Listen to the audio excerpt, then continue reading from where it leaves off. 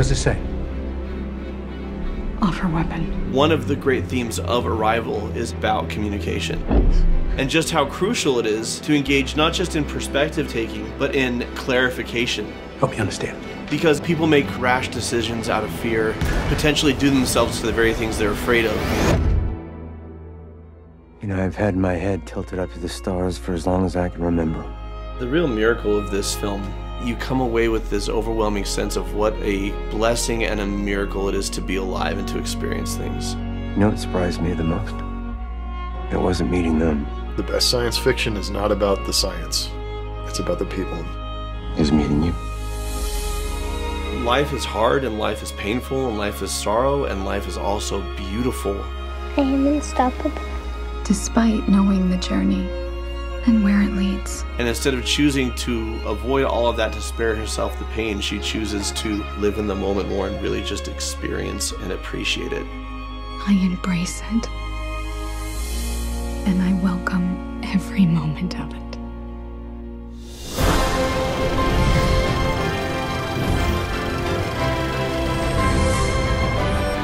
Hello and welcome to Cinema Therapy. I'm Alan Seawright, a professional filmmaker who needs therapy. Jono is his name. What does he do and what's he, what, huh? I can't, what? I'm a licensed therapist who loves movies. We're not stopping! You want to know why? Because time is irrelevant. I cringe, Mr. Mayor. Speaking of which, what movie have you got me reacting to today? The one where they show up in an alien spacecraft Ooh. and teach Amy Adams language. Arrival. This is a fantastic movie. It is brilliant. This is one of my favorite films of all time. It's probably in my top 10. Lots of meat for me to chew on. Papa's hungry. Yes. Yes, Queen. Language is the foundation of civilization. It is the glue that holds the people together. It is the first weapon drawn in a conflict. Louise, this is Ian Donnelly. Louise Banks, Ian Donnelly. It's quite a greeting. Yeah, well, he wrote it. Yeah, but it's the kind of thing you write as a preface. Dazzle them with the basics. Yeah, that's great. Even if it's wrong. It's wrong. Well, the cornerstone of civilization isn't language, it's science. Ian is a theoretical physicist from Los Alamos. When your meat cute is mansplaining. You're reporting to me, but you'll be working with him when you're in the show. That's what they call it, the UFO. Priority one. What do they want? Where are they from? And beyond that, how did they get here? Are they capable of faster than light travel? Are they, you might know that list of questions that, go over, starting with a series of just a handshake binary sequence. How about we just talk to them before we start throwing math problems at them? This is why you're both here. I'll bring the coffee. Coffee with some aliens. One of the things I love about this movie is all about communication. Amy Adams is playing a professor of linguistics, and the military brings her in. These alien spacecraft have arrived, and she needs to communicate with these aliens, figure out how we can talk to them or communicate in some way. And I love, love, love that one of the central relationships of the film is Ian, Jeremy Renner, and Louise, Amy Adams. Their first interaction is miscommunication, right? It's mansplaining. Yeah, but that's the whole point of the movie, is about communication, which is why it's a sci-fi film that is ripe for cinema therapy. Mm-hmm. Because if we aren't understanding each other, then we're proceeding with false assumptions. And just how crucial it is to engage not just in perspective taking, but in active listening and clarification.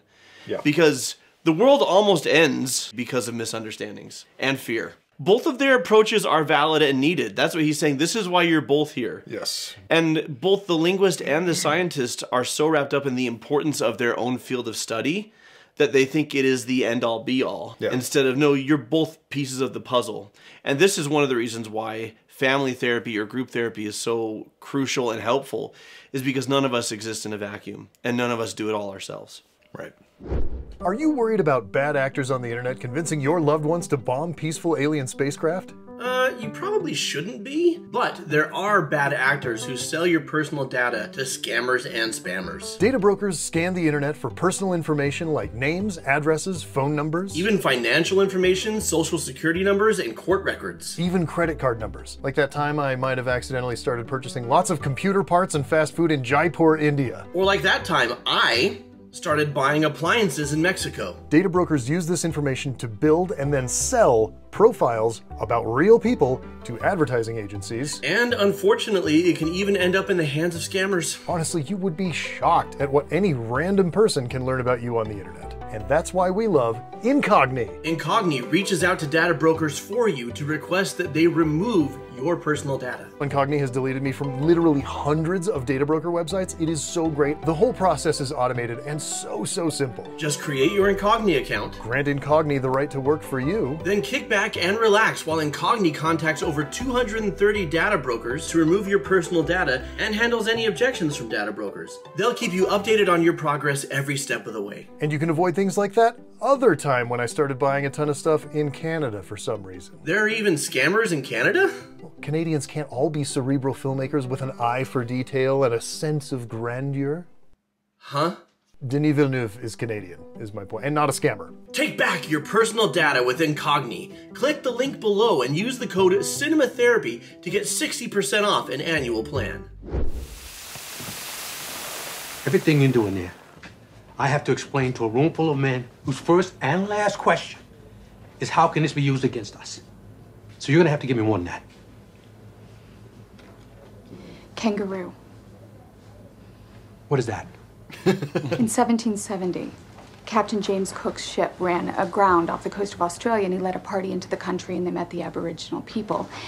One of the sailors pointed at the animals that hop around and put their babies in their pouch, and he asked what they were, and the Aborigines said, kangaroo. And the point is? It wasn't until later that they learned that kangaroo means I don't understand. So I need this so that we don't misinterpret things in there. Otherwise, this is going to take 10 times as long. I can sell that for now. But I need you to submit your vocabulary words before the next session. Yeah. And remember what happened to the Aborigines. A more advanced race nearly wiped them out. Until Matthew Quigley arrived with his long rifle. Oh, sorry. Different movie. I don't remember that part. It's a good story. Thanks. It's not true. But it proves my point. Okay. Some great stuff happening here. First and foremost, he likes it. She lied. Yep. He's like, she's got some fire to her. I like it. The second thing is literally anyone can say anything. And if you don't check your sources in our real world, you can see a meme, and because the meme states what it's saying as if it's fact with conviction, that we just embrace it. Or anyone can tweet anything and just say this is how it is. And if you don't actually have verified, backed up sources, it's not fact. And we base so much of our reactivity and so much our decision making on people that we trust, or frankly, sometimes people we don't even know. Yeah. Just saying something, but they sure said it with conviction. I don't like them putting chemicals in the water that turn the friggin' frogs gay. Serious crap. But her point, even though her story is BS, is so valid. This notion of if we don't have clear communication, then the door of history and the door of policy and the door of the world and our countries and our communities, those doors swivel on small hinges and they make big swings. And so this is why the therapeutic skill of perspective taking, active listening, checking for understanding, saying, this is what I'm hearing you saying. Is this what you're trying to say? And the person could say, yes, you got it. Or no, I'm glad you brought this up so we can clear it up because that's actually not what I was trying to communicate, is so, so vital. And part of the commentary of this movie is that she and Ian are literally the only two who are doing that. Everybody else is in reactivity mode because they're afraid. They're afraid they're going to get hurt. They're afraid there's no time to lose. And the fact is there's almost always time to stop and pause, gather information, and communicate clearly. These are all grade school words.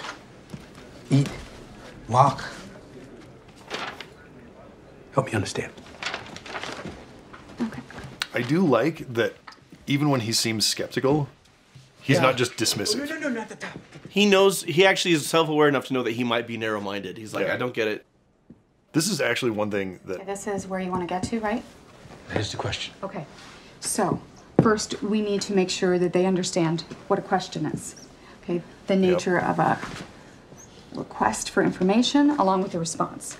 Then, we need to clarify the difference between a specific you and a collective you. Because we don't want to know why Joe Alien is here. We want to know why they all landed. All landed. And purpose requires an understanding of intent. We need to find out, do they make conscious choices, or is their motivation so instinctive that they don't understand a why question at all? And biggest of all, we need to have enough vocabulary with them that we understand their answer. Forget it. Stick to your list. Just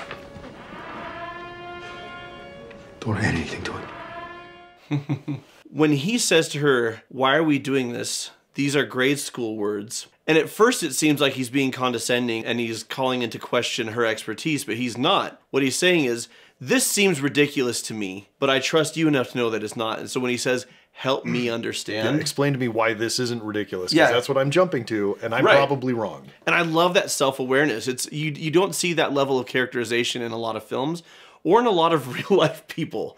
A lot of real-life people are two-dimensional characters, unfortunately, instead of three-dimensional. This reminds me of... Sometimes you have, oftentimes it's in a family therapy, you might have the dad who's like, okay, I do want my family to get better. I want my marriage to succeed. I want us to have better relationship with our kids. And they come to therapy and they want the results fast.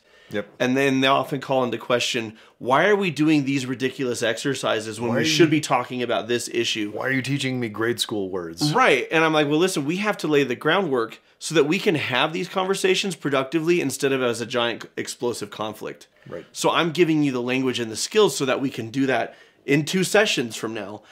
And the thing about a lot of highly analytical people like this is if their ego is in check and you give them a logical explanation, they will go, oh, okay. Classic thinker personality. Yeah.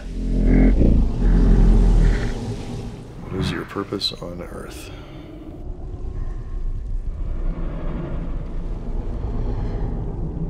Yes, that's the question. What is your purpose on Earth? What does it say?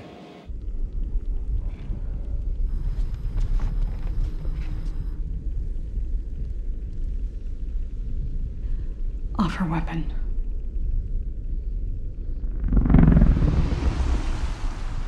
But you saw what they wrote. Using a word they don't fully Really just understand. a warning. Enough.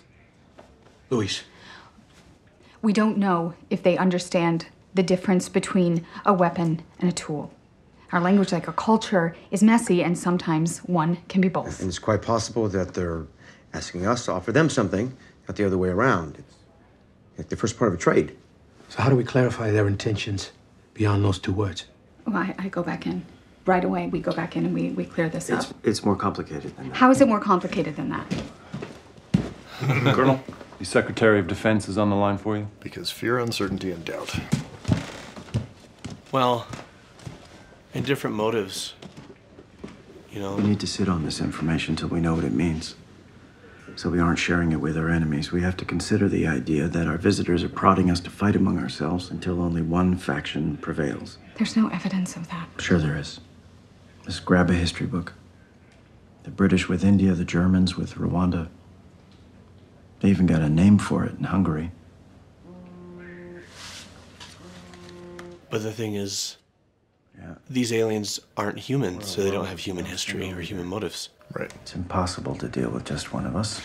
And with the word weapon now, Halpern. So this is what's so complicated about, I mean, geopolitics. This is also, it's the exact same thing that's complicated about family therapy. Yeah. Different people have different values and different motives and different lens through which they see the situation. Everybody else in that room, the moment they hear weapon, they get skittish.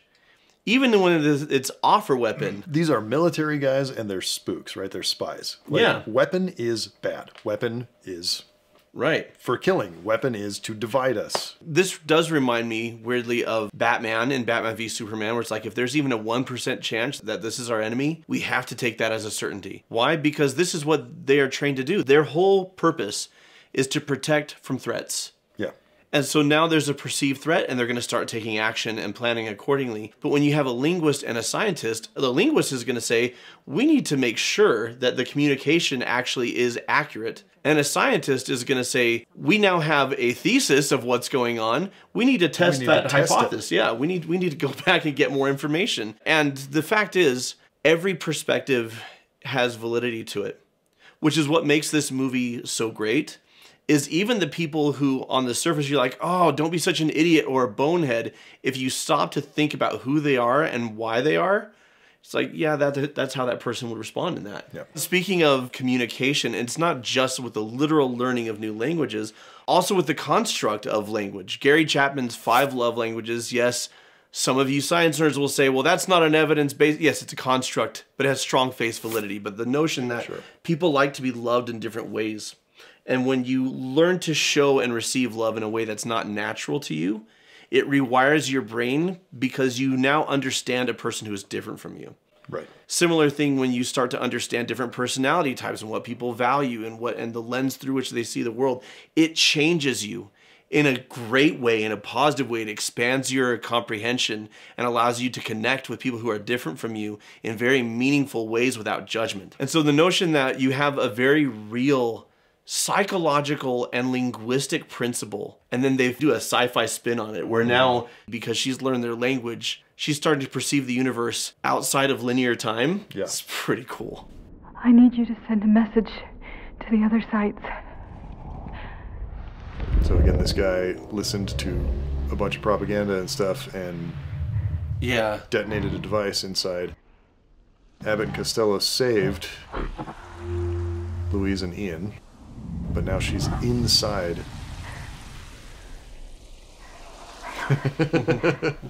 I don't understand. What is your purpose here?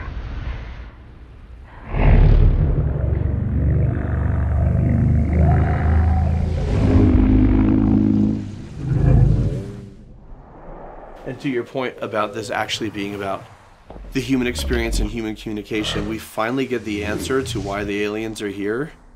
And it's like, we're helping you. In 3,000 years, we're going to need your help. And then the movie just says, it's like, okay, like that's it. That's the whole explanation. How can you know the future?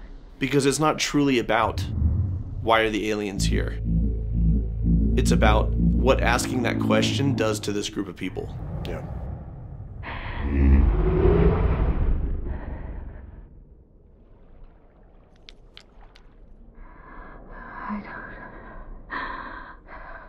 I don't understand. Who is this child? This is such a powerful moment in the film because we've assumed these visions are from the past. And that, so for her to say, who is this child?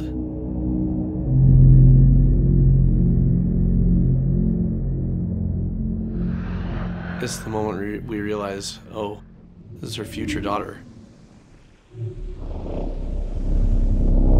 And we've seen this daughter struggle and die from cancer. So Louise knows everything that's going to happen. Weapon opens time.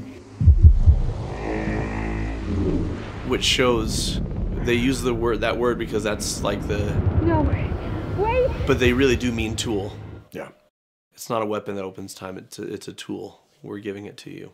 Yeah, so this is the most sci-fi mumbo-jumbo part of the entire film, and I'm getting emotional because mixed in with the sci-fi mumbo-jumbo of, hey, we taught you a language that unlocks time and you can see through it. That's not what the movie's about. The movie is about, you now know that you've been seeing the future. You've been having these dreams or seeing these visions or whatever of this girl, and you know that she's going to die. Yeah. And that is your future. The implications of what that means to her emotionally, and then just the sheer awe and majesty of the way it's presented, and this titanic, towering figure that speaks like a whale burping an organ. It's so powerful. This is how I communicate my feelings about that. Like, this is the only option I've got. Are you gonna leave me like Daddy did? Oh, Hannah, honey, your daddy didn't leave you. You're gonna see him this weekend. He doesn't look at me the same way anymore. So what's cool about this is she now in the future remembering the past, or is she in the past seeing the future? Yeah. Right? It's my fault. Both. I told him something that he wasn't ready to hear. What?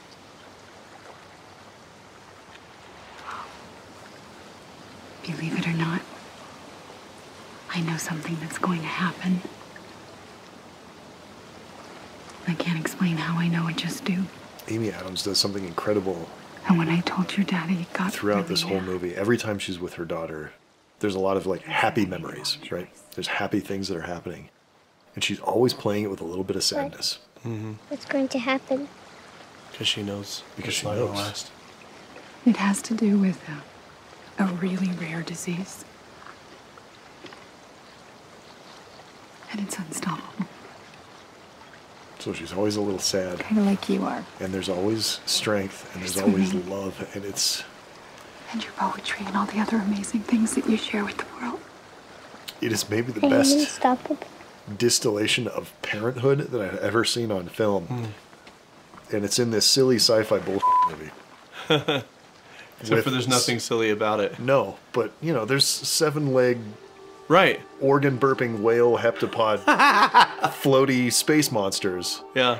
That teach us how to be better parents.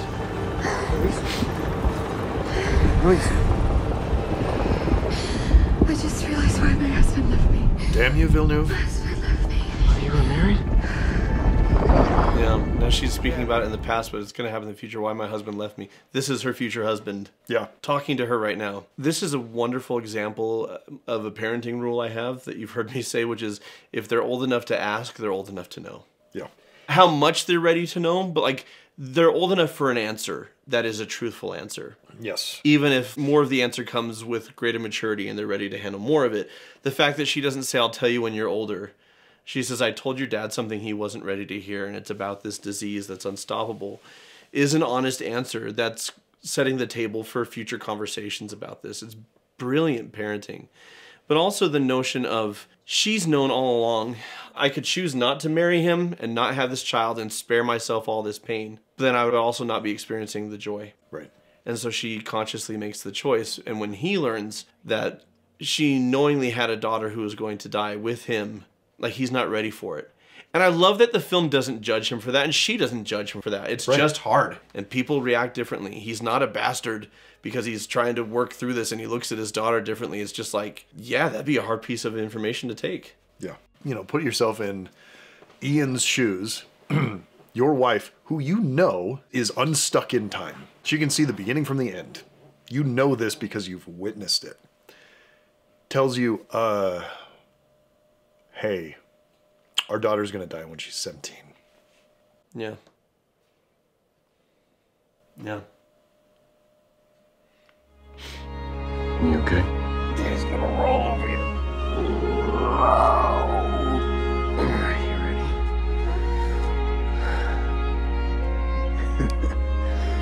Oh, guess what? Star stuff. Ian, Yeah.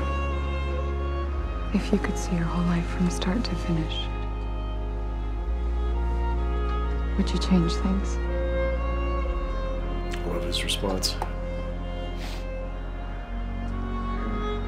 Maybe I'd say what I feel more often. I don't know.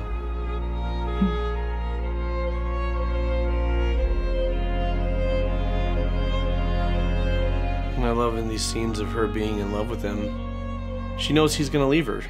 Yeah. And she still chooses, like, to... You know, I've had my head tilted up to the stars for as long as I can remember. to live in the moment. You know what surprised me the most? It wasn't meeting them.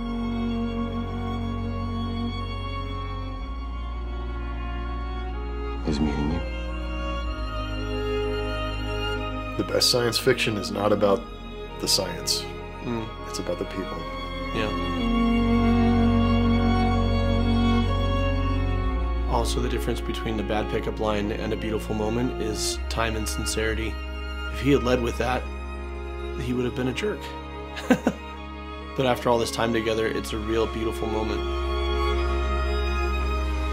Because he means it.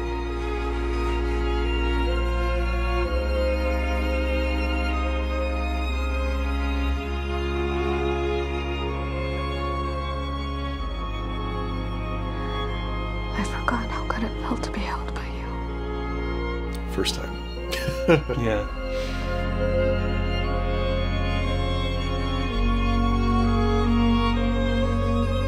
You want to make a baby?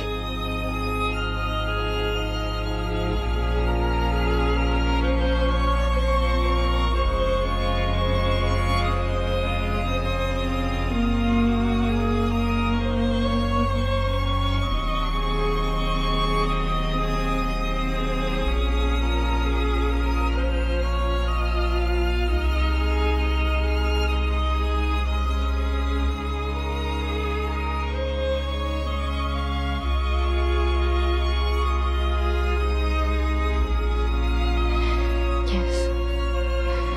Yeah.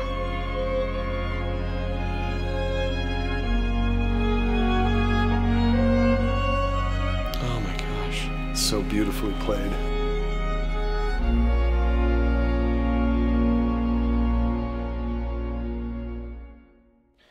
The real miracle of this film, you know, for all of the meaningful messages and lessons about communication and pretty badass actual science fiction, not pew-pew science fiction, but actual like, getting into speculative. Yeah, is at the end of it, you come away with this overwhelming sense of what a blessing and a miracle it is to be alive and to experience things. Yeah.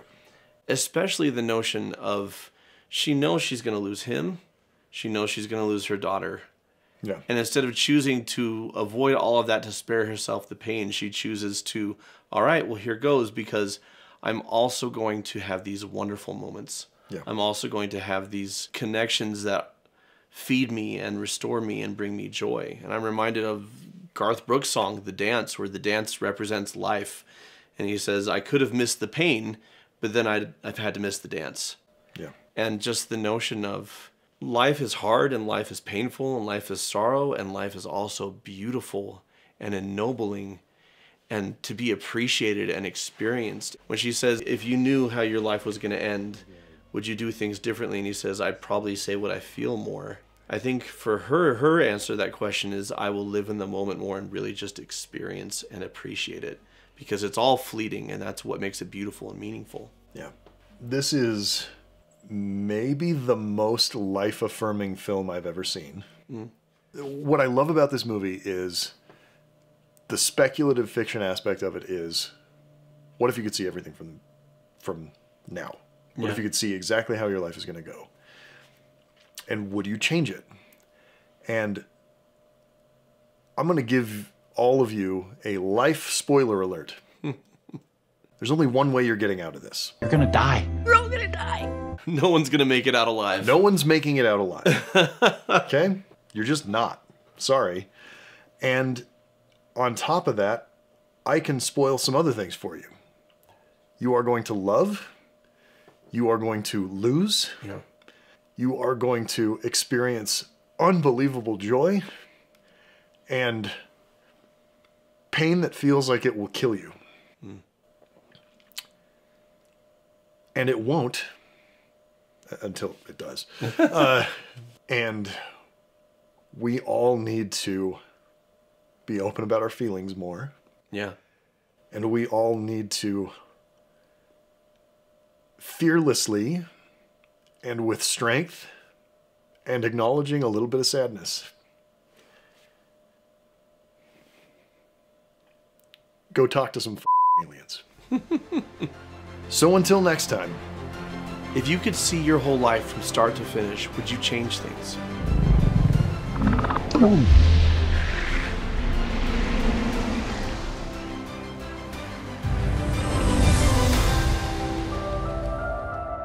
shout out and thank you to all of our patrons over on Patreon, where we produce a whole lot of other stuff, including extended commercial-free director's cuts a day early. Folks like Aubrey, Bird Nerd, Future Scott's Tot? Yeah, Scott's Tots from The Office. Right, Future Scott's Tot. Turtles and Totoros. Torrentic. Thank you all.